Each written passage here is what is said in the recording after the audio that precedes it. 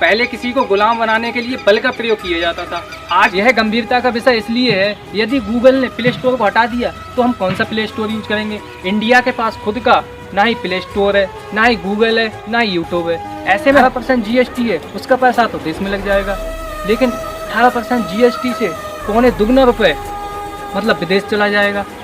China का खुद का गूगल है, खुद का प्ले स्टोर है, खुद का यूट्यूब है। इससे आगे क्या हो सकता है, आप समझदार हैं, खुद समझ सकते हैं। पहले किसी को गुलाम बनाने के लिए बल का प्रयोग किया जाता था। आज के समय में किसी को गुलाम बनाने के लिए बल का प्रयोग नहीं किया जा सकता। आज के समय में किसी को गुलाम बनाने के लिए ग्राहक बनाना पड़ता है। मतलब ग्राहक बनाओ, गुलाम बनाओ, जो कई विदेशी कंपनियां इंडिया में करती हैं। गूगल की न्यू पॉलिसी में प्ले स्टोर से 10 भारतीय ऐप को हटा दिया। यह गंभीरता का विषय इसलिए है, यदि गूगल ने प्ले स्टोर को हटा दिया तो हम कौन सा प्ले स्टोर यूज करेंगे। इंडिया के पास खुद का ना ही प्ले स्टोर है, ना ही गूगल है, ना ही यूट्यूब है। ऐसे में हमारे पास और ऑप्शन नहीं है। तो क्या गूगल की मानसिकता ईस्ट इंडिया कंपनी की तरह गुलाम बनाना है? इसे नॉर्मल लैंग्वेज में समझते हैं। किसी ऐप को डाउनलोड करने के लिए प्ले स्टोर में जाना पड़ता है। प्ले स्टोर गूगल का एक एंड्रॉयड कस्टमर है और गूगल एक अमेरिकन है। 1 मार्च 2024 को गूगल ने अपने एंड्रॉयड कस्टमर प्ले स्टोर से 10 भारतीय ऐप को हटा दिया, जिसमें सरकारी.com, कुकू FM, शादी.com जैसे कई बड़े ऐप शामिल थे। जब इन्हें हटा दिया तो कुछ लोगों ने विरोध किया।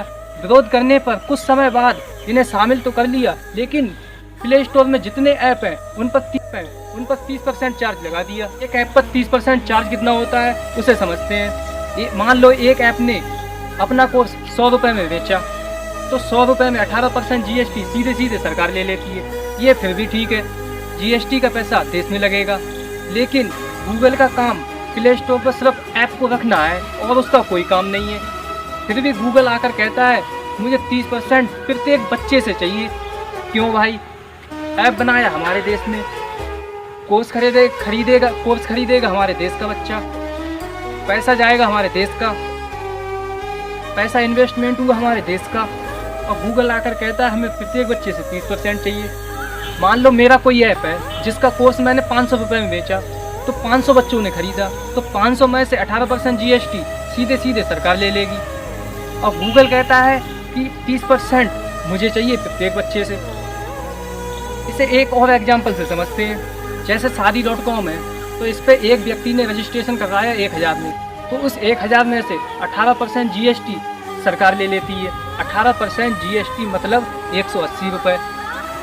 और उसमें जो रजिस्ट्रेशन 1000 का करवाया, उस 1000 में से गूगल 30% मांगता है। 30% मतलब 300 रुपये।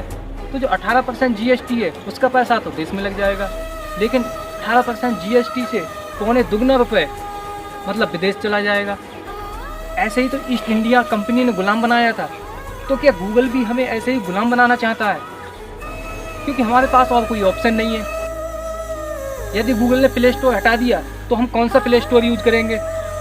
चाइना में ना तो चाइना गूगल यूज करता है, ना तो चाइना गूगल यूज करता है, ना ही प्ले स्टोर यूज करता है, ना ही यूट्यूब यूज करता है। चाइना का खुद का गूगल है, खुद का प्ले स्टोर है, खुद का यूट्यूब है।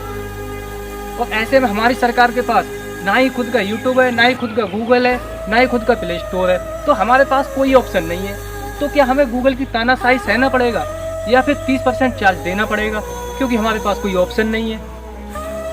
और इससे आगे क्या हो सकता है, आप समझदार हैं, खुद समझ सकते हैं। समझ के समझ को समझो। समझना भी एक समझ है, समझ कर जो ना समझे मेरी समझ में ना समझ है। Thank you, all the best.